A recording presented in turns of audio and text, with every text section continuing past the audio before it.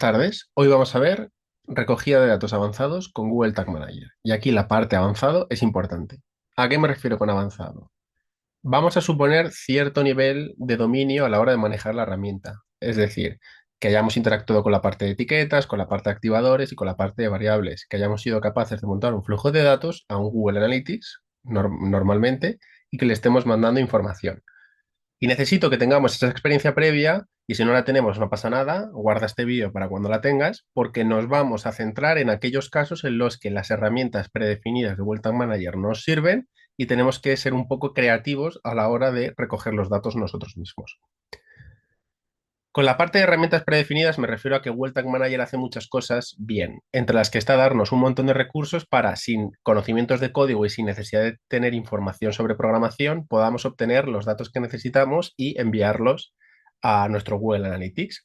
Por ejemplo, en la parte de etiquetas nos dan un montón de destinos de datos. Evidentemente los primeros van a estar los de Google porque lo ha hecho su propio equipo, pero también tenemos disponible acceso a otros, como por ejemplo a Win, por aquí está Hotjar, declaración de sesiones, por aquí abajo está Pinterest, Criteo, etcétera. Y si no ha sido desarrollado por el equipo de desarrolladores de Google, sí que lo tenemos a través de las galerías de plantilla, en los que desarrolladores de terceros, que puede ser la propia empresa interesada, en este caso TikTok, o un desarrollador anónimo o una agencia de marketing que quiera darle ese servicio a la comunidad, bien puede subir sus plantillas y podemos utilizarlas libremente, ¿vale? Una vez que han pasado los suficientes procesos de testing, evidentemente. Con la parte de activadores, la cosa está un poco más cerrada, pero también nos dan muchos recursos directamente, ¿vale? La parte de saber en qué momento a la hora de ver una página queremos introducir la medición, si vista una página, si en el DOM, si en la ventana cargada, la parte de los clics y la parte de mi formulario, que son las con las que más vamos a interactuar normalmente, porque es la forma habitual que tiene una persona, un usuario, de transmitir su voluntad y de hacer avanzar la navegación, haciendo clic en cosas o enviando formularios, en el caso, por ejemplo, de envíos de formulario de contacto, de presupuesto. Y, por supuesto, la parte en la que nos vamos a centrar hoy, las variables, que nos permiten almacenar información de forma temporal, obtener esa información guardada ahí y enviarla, por ejemplo, a través de un parámetro de evento o una propiedad de usuario a GA4. Tenemos las variables integradas directamente que nos da el equipo de Google, que son bastantes y que cubren todos los casos que cubren sus activadores predefinidos. Por ejemplo, las variables integradas de clic y las variables integradas de formularios. Pero a veces eso no va a ser suficiente, ¿vale? Todo esto funciona de forma estandarizada, es decir, que mientras nuestra página web cumpla los estándares de creaciones de páginas web, el código predefinido de Google Tag Manager funcionará. Dejará de funcionar en el momento en el que nuestra página web presente algún tipo de anomalía. Bien porque estamos utilizando una plataforma que a lo mejor hace las cosas de forma distinta, o bien porque estamos utilizando un tema dentro de esa herramienta que difiere a la hora de hacer las cosas. Como por ejemplo podrían ser una plantilla personalizada de WordPress, ¿vale? Que a lo mejor nos ha hecho una agencia de desarrollo sin tener la analítica en mente. En todos esos casos, fallará la medición automatizada y fallarán los recursos predeterminados por parte de Google Tag Manager y es donde tendremos que estar en esos casos avanzados. El primero de ellos, primero vamos a ver todas las variables que he preparado y las vamos a ir explicando una a una y los casos de uso y luego nos iremos a una página web a ver cómo se populan los datos y cosas interesantes a la hora de, o a tener en cuenta a la hora de interactuar con esas variables. La primera de ellas, y sería el ideal, ¿vale? Que tenemos que tener aquí, sería el data layer. El data layer es la capa de datos, es decir, un intermediario entre el navegador web y Google Tag Manager, de tal forma que todo lo que sucede en el navegador debe ser comunicado o puseado a través de un data layer push, la función, a la capa de datos, ¿vale? Intermedia. De esa forma, Google Tag Manager puede ser consciente de lo que está sucediendo y reaccionar en consecuencia. La gracia de la capa de datos es que no solamente tiene por qué informar de que algo ha sucedido, sino tener información contextual de lo que ha sucedido. Por ejemplo, uno de los casos más habituales a la hora de implementar medición a través del data layer es la medición de comercio electrónico. Todos los e-commerce del planeta están interesados en que la gente compre en ellos, en que la gente añada carrito, vea productos, etcétera. La gracia de esto es que una persona no añade a carrito un producto y ya está, sino que ese producto tiene información añadida. Tiene un nombre, tiene un ID, tiene un color, tiene una talla, forma parte de una categoría o de múltiples categorías, a lo mejor se le ha aplicado un cupón de descuento, etcétera. Es decir, el hecho en sí de añadir un producto a carrito es interesante en sí mismo, pero es interesante sobre todo en relación a los parámetros adicionales que yo puedo incluir. Todo eso puede ser enviado de forma conjunta al data layer y, por ejemplo, un caso de uso curioso podría ser, imaginemos que nosotros a los usuarios que están logueados dentro de nuestro e-commerce, que a lo mejor puede ser un marketplace, si detectamos que son clientes de alto valor o son clientes a lo mejor que todavía no han realizado su primera compra, cuando se meten en una ficha de producto, buscamos si hay algún tipo de cupón de descuento potencialmente aplicable a ese producto y si los hay, uno o varios, se los mostramos en pantalla lateralmente al usuario, ¿vale? Sin ser invasivos. De esa forma motivamos que la persona, a lo mejor al darle clic en un botón de añadir promoción, ya inicie un primer flujo con nosotros y vea el producto con descuento. Y en la esperanza, evidentemente, de que eso haga que dé el primer paso en un potencial proceso de compra. O si estamos en el caso de un usuario de alto valor, pues a lo mejor queremos recompensar la fidelidad de ese usuario y transmitir una buena imagen de marca, avisándole de potenciales descuentos o promociones que no era consciente en ese momento y que no tenía añadidas a carrito, simplemente para evitarnos que después de hacer la compra, si lo descubre, mmm, esto empañe la imagen que tiene de nosotros, ¿vale? Por no haberle avisado. Esto es muy habitual, por ejemplo, en sistemas de tarjeta regalo, programas por puntos, tarjetas de fidelización, tarjetas de afiliación, si has venido recomendado por otra persona, ese tipo de cosas, ¿vale? En ese caso, el hecho en sí de aplicar la promoción nos da igual. Nos interesa sobre todo en qué producto se ha aplicado la promoción, qué tipo de promoción era, porque podemos tener varias simultáneamente, cuál era el precio original del producto antes de la promoción y cuál es el precio después de la promoción, y a lo mejor si hay alguna razón detrás de que le hayamos recomendado esa promoción al usuario. Por ejemplo, a través de un promotion class, podríamos llamarlo, un promotion type, un parámetro de promotion type, pues marcar si es lifetime value de cliente de alto valor añadido, o a lo mejor es first purchase, o a lo mejor es reward system, cosas por el estilo, ¿vale? Diferentes tipos de promociones que podemos aplicar. Por eso lo haríamos enviando esa información al data layer. Lo recogeríamos de ahí y lo enviaríamos. ¿Quién tiene que enviar esa información al data layer? Y esto va a ser así para esta variable y para todas las demás que vamos a ver. Y es el equipo de desarrollo. El equipo de desarrollo, bien nosotros mismos si nos hemos montado nuestra página web o bien un equipo aparte o una persona aparte si trabajamos en una cuenta o en una empresa de relativo tamaño, es la persona encargada de enviar esta información. Eso quiere decir que tenemos que interactuar con ellos. Es el estándar porque Google Tag Manager, aunque estamos hablando de formas avanzadas, esta en concreto entra dentro de a lo mejor un escenario intermedio en el que la herramienta todavía está preparada de forma semiautomatizada para poder funcionar con este recurso. A veces, por las razones que sean, el equipo de desarrollo no quiere utilizar el data layer. Puede ser por cuestiones de seguridad, puede ser por eh, preferencias personales, puede ser por una cuestión de que no se hacen con la tecnología o simplemente que es incompatible con la plataforma que estamos utilizando. En ese sentido, tenemos que ponernos un poco más creativos que directamente utilizando el data layer.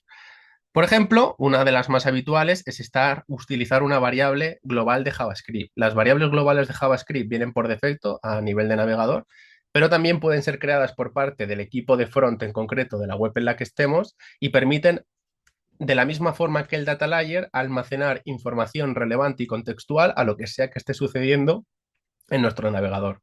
Por ejemplo, una variable global de JavaScript que viene por defecto, vamos a clicar y vamos a verla, sería performance.navigation.type, que en principio está deprecada, pero lleva años deprecada y aún así se sigue populando en la inmensa mayoría de navegadores web del planeta. Esta variable global lo que hace es almacenar en un valor de 1 o 0 si se ha recargado la página web en la que estamos, si hemos producido nosotros una recarga de página.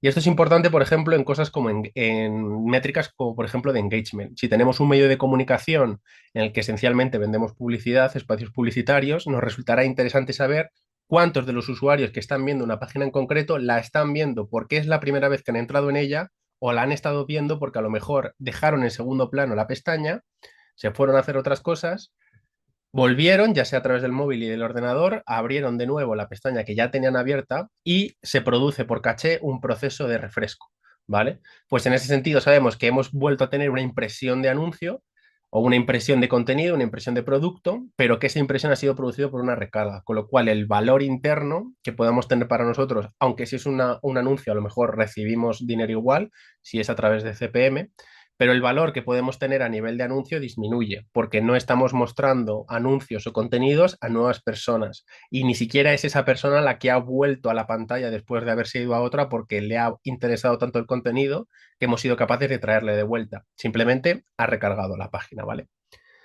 Esta es una variable que viene por defecto, pero variables globales de JavaScript están disponibles para ser creadas por parte del equipo. Volviendo al caso anterior del data layer, por ejemplo, a la hora de añadir promoción, podría guardarse en una variable global que fuera window.analytics.promotion o promotion added, y toda la información que veíamos en el data layer puede ser guardada en una variable global.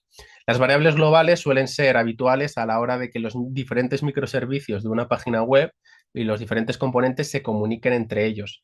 En ese sentido, los desarrolladores deberían tener una tendencia más natural a aceptar utilizar este tipo de recursos que a lo mejor el data layer, cuando realmente, como veis, no se diferencia tanto, pero bueno, es un poco un cambio de punto de vista y de acercar un poco la pelota a su terreno.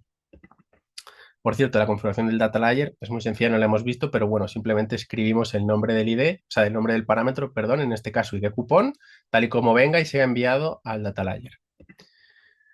Otra que podemos utilizar es la variable de tipo cookie. La variable de tipo cookie es un poco más delicada de utilizar porque estamos interactuando con un elemento que está regido por el Reglamento General de Protección de Datos, o sea que hay que tener relativo cuidado a la hora de funcionar, aunque si es una cookie de primera parte que seteamos nosotros mismos, no debería haber mayor problema. Pero básicamente, nosotros a través de Google Tag Manager podemos guardar, o sea, podemos leer y guardar en una variable el valor que proviene de las diferentes cookies que se seteen en nuestro sitio web. La forma más habitual de funcionar en esto es porque tenemos una cookie de primera parte, es decir, que gestionamos nosotros desde la propia empresa y por lo tanto, si es una cookie necesaria para el buen funcionamiento de la página web, entra dentro de las cookies que deben de ser necesarias que se acepten para seguir navegando por el sitio, serían, por ejemplo, una cookie que guarde el estado de login de la persona. No la contraseña, no la cookie de sesión que permite que se vuelva a loguear, sino simplemente a lo mejor el ID hasheado de la cuenta, es decir, codificado, para que eso lo pueda recuperar un servicio interno de nuestra página web y refrescarle la sesión, por ejemplo, a nivel de back. Aquí lo importante realmente es que las cookies pueden guardar información interesante para nosotros entre diferentes sesiones de un usuario y por lo tanto nos ahorramos tener que volver a enviar información que potencialmente ya puede estar guardado en una cookie a través del data layer. También podemos leer cualquier cookie que esté en nuestro sitio, aunque sea de tercera parte, solo que aquí tengamos en cuenta que para saber los valores de las cookies de tercera parte debemos saber exactamente a qué corresponden cada uno de los parámetros. Y me refiero a esto porque de la misma forma que es recomendable que se hasheen y se codifiquen los valores de las cookies de primera parte, así lo hacen también la mayor parte de herramientas de tercera. Con lo cual, tendremos que a la hora de guardar el valor y enviarlo a nuestros servidores, tener la capacidad luego de deshacer esa codificación, ¿vale? Pero en principio, si tenemos la colaboración del servicio en cuestión, es totalmente posible, ¿vale? Por ejemplo, a través de BigQuery. Otra, por ejemplo, sería la de Session Storage, que también aplica el Local Storage, pero bueno, la de Session Storage tiene más sentido, creo yo, a nivel de analítica, y es esencialmente el almacenamiento del navegador. Ciertas informaciones no tiene sentido guardarlas a nivel de cookie porque esperamos que cambien a lo largo del tiempo, pero sí que tiene sentido guardarlas a nivel de almacenamiento. Por ejemplo, si una persona añade varios productos a carrito, podemos recordar qué productos tenía si los hemos almacenado en el almacenamiento local de la sesión. Evidentemente, luego tiene que haber un duplicado de esto a nivel de servidor, porque si la persona se ha logueado, ha añadido productos a su cesta y luego inicia la compra a través de otro dispositivo distinto, vamos a tener que saber de todas formas qué productos tenía. Pero a nivel de analítica es interesante hacer este almacenamiento dentro del Session Storage porque no necesitamos, por ejemplo, si estamos en el supuesto de que se produce desde el mismo dispositivo, no necesitamos recuperar los productos a nivel de servidor, sino que los tenemos ahí almacenados. Aquí veis un caso un poco curioso, ¿vale? Porque dentro de que vamos a hacer las cosas en una página de prueba que yo he cogido el local y he inyectado el contenedor, el código de este contenedor de Google Tag Manager, algo que por cierto aprendemos a hacer en el bootcamp de MOA, la que tenía, por ejemplo, situado era un parámetro que informa de si el formulario acepta emojis o no, un formulario que tienen disponible de contacto. ¿Por qué tienen esto puesto? No lo sé, es importante para ellos, pero simplemente apliquemos aquí un poco de espacio en blanco asterisco dentro del valor de ese parámetro para trasladarlo a situaciones de uso que podamos tener nosotros en mente, ¿vale? Por ejemplo, podríamos guardar a nivel de sesión storage si la persona ya ha aplicado una promoción o no, o si venía de una campaña de marketing en concreto o no, o si ha realizado una acción dentro de esa visita a la página web, interesante para nosotros, o no. Esto se diferencia el Session Storage del Local Storage en que el Session Storage muere con la sesión, es decir, en el momento en el que la persona se vaya, ese contenido se borrará. El local storage, que sería interesante para, por ejemplo, el caso de la cesta de la compra, sí que se mantiene entre sesiones, pero bueno, en principio, si estamos en ese supuesto, pues o bien podríamos utilizar el valor de una cookie o ya que directamente necesitamos que se guarde el valor entre sesiones, por ejemplo, el de la compra, pues ahí no estamos tan lejos de que en realidad el propio servidor de la web pueda enviarnos la respuesta a través del data layer o a través de guardarlo en el storage a nivel de sesión de los productos que tenía en la cesta, ¿vale? Entonces, el local storage realmente a mí no me gusta en general utilizarlo ni recomendarlo utilizar porque si estamos en ese supuesto, ya digo, hay otras posibles vías, ¿vale? En este caso, como veis, tenemos que acceder a ello porque es ya un caso en el que no es posible utilizar una variable predefinida, una de las herramientas avanzadas que son las variables definidas por el usuario, que nos permite, que nos da Well Tag Manager para casos un poco más avanzados. En este caso ya directamente nos hemos tenido que meter a hacer código, ¿vale? Pero ya veis que para llegar hasta aquí antes hemos pasado por otras tres variables en las que no era necesario, con lo cual lo ajustamos un poco al nivel de cada uno, aunque como veis la función no es nada compleja, ¿vale? Y el último caso, que personalmente es el que recomiendo menos, es utilizar, bueno, es scrapear la página web para obtener el contenido que nosotros queremos, ¿vale? Los datos que nosotros queremos.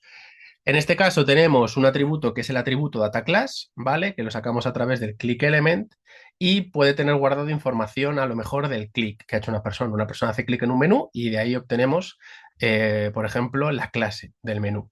Los data class, o bueno, data class porque yo lo he decidido llamar así, pero las clases añadidas o los atributos añadidos a un parámetro, a un elemento de nuestra página web, es uno también de las formas más habituales que tienen los desarrolladores front de funcionar entre sí, pero son relativamente peligrosas porque en el momento en el que cambie la página web, bien porque cambie el diseño o bien porque ahí cambie ese elemento en concreto y desaparezca ese atributo o se le cambie ligeramente el nombre, nuestro código va a fallar.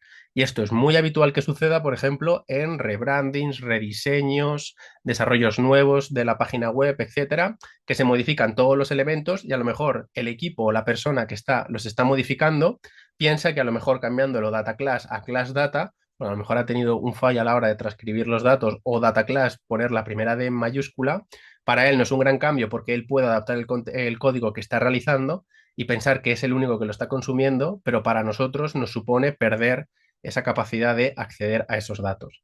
Y de todas formas, scrapear en sí páginas web es relativamente complejo. Este es un caso sencillo en el que se ha añadido un atributo data class, pero a lo mejor no podemos tener la suerte de que el dato esté en un atributo que nosotros podemos controlar, como sería este data class, que a lo mejor podemos pedir que el equipo de desarrollo lo disponibilice o no en función de nuestras necesidades. A lo mejor tenemos que recurrir a clases genéricas que utilizan los desarrolladores en su página web o a sistemas de IDs o cruces de IDs y clases, etcétera, que se utilizan para que ciertos elementos se pinten de cierta forma en nuestro navegador y que realmente no están pensados para casos de data.